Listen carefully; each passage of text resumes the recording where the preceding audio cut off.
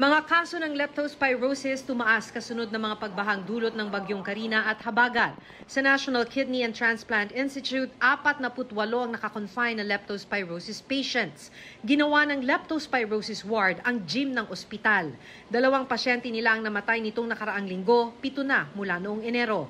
Sa buong bansa, 67 cases ang naitala mula July 14 to 27 ayon sa DOH.